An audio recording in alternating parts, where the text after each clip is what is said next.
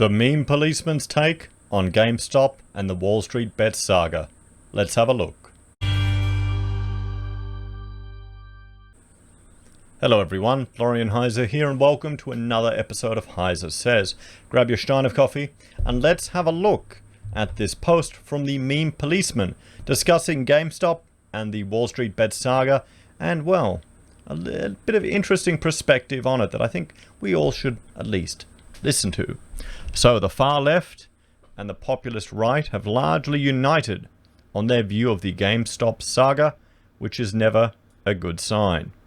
It turns out that Robinhood's decision to limit buying of certain stocks like GameStop wasn't GameStop. I keep calling it GameStop. Well, they probably should rebrand. Thumbs up if you think they should rebrand. Wasn't some backroom conspiracy to help troubled hedge funds.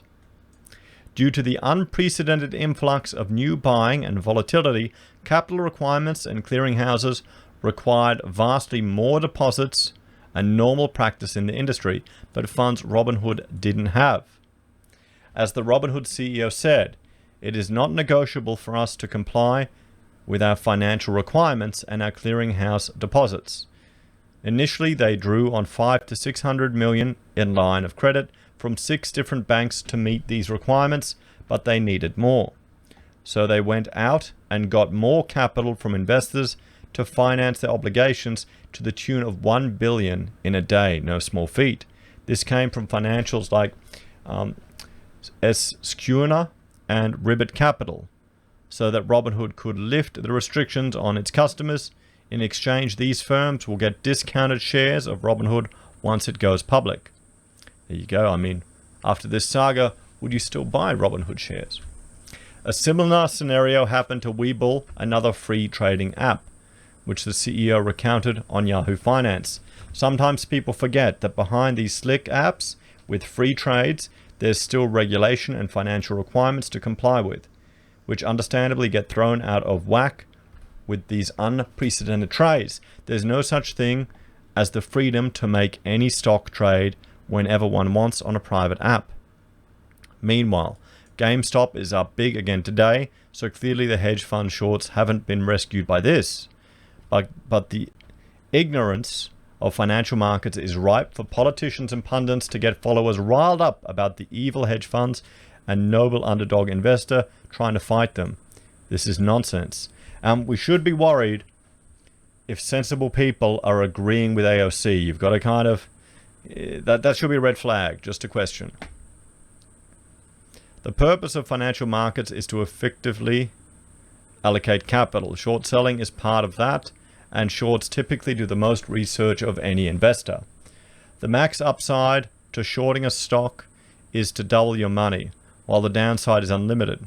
This makes it very risky. If you're wrong, or even early, you can rack up massive losses, which makes it valuable in allocating capital as it incentivizes smarter money.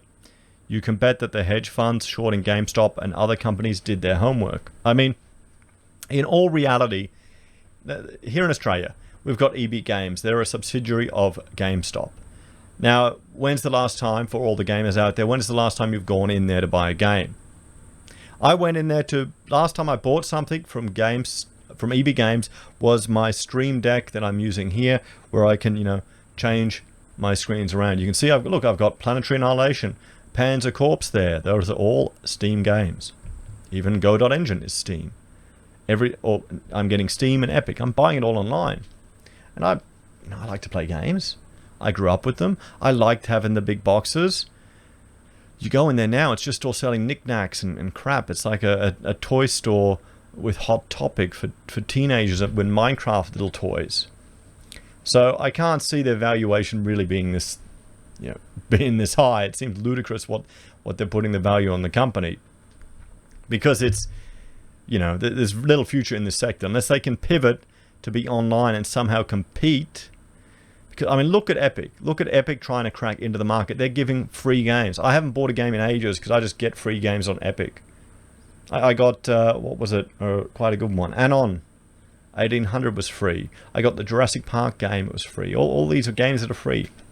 So you got to think, even if it wasn't shorting, would GameStop be going up that much? Or is it just, Robin Hooders and Wall Street bettors are starting to learn how to take advantage of these people that are just going a little too far and getting a little too greedy?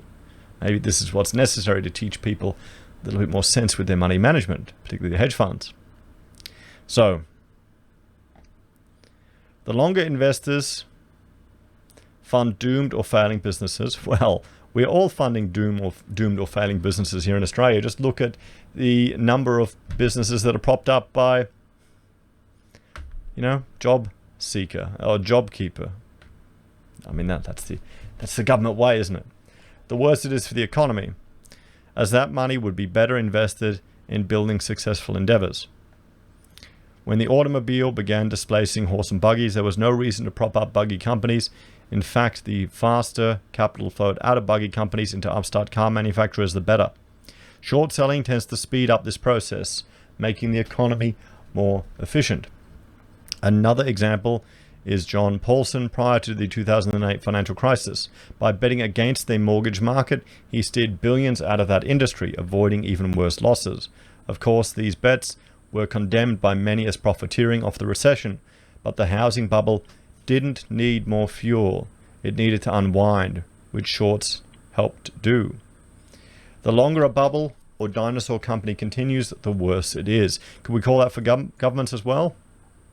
In essence, the GameStop situation will be like a bunch of investors propping up horse and buggy companies in the early 1990s, or 1990s, just to screw over some bankers. It doesn't achieve anything productive and won't stop the inevitable. Ultimately, many of those who bought it will lose a bunch of money, while a bunch of other Wall Street firms just got a bunch of equity in Robinhood by lending them money to allow the masses to think they're screwing Wall Street to trade. And there you can find their archives and their links. And I'll link to this Facebook post down below. And we can see, there's a whole lot of interesting comments here. As long as the government doesn't prop up the firms when they fail, this will be a good thing. It will be a major market correction to these firms. The CEO of Robinhood specifically said this wasn't a liquidity problem. This is a shallow attempt at an explanation. So there you go. Matt Fox doesn't agree with it. And we'll see what was the reply to Matt Fox. Here we go. I love that he still tried to use it as an excuse. CEO, we have certain liquidity requirements we had to meet. Interview, so was it a liquidity issue? Well, no, but it could have been. Everyone watching this, BS. So maybe they got pressure or maybe they got a call put on them. So here is another take to the Wall Street Bets saga. What do you all think, everyone? Do you think this could be why Robinhood stepped in? Why Webull stepped in? Because there are other players too and there are requirements they have to meet. Because they wouldn't have anticipated this level of just craziness. Let me know your thoughts and opinions in the comments down below. Please like, share, and subscribe to the channel. If you're a fan and enjoy the content I create here and want to help us out, there are a few ways you can. You can join us on YouTube or Patreon. Support us using our affiliate links from Amazon, eBay, Independent Reserve, or AussieBroadband. You can help us get 5 free share trades from SelfWealth. Find the link down below. You can buy a merch from Teespring or HeiseSays blog. Use Gold Pass from the Perth Mint or support us via PayPal. Take care, everyone. Have a great day, and I will see you all next time. Bye for now.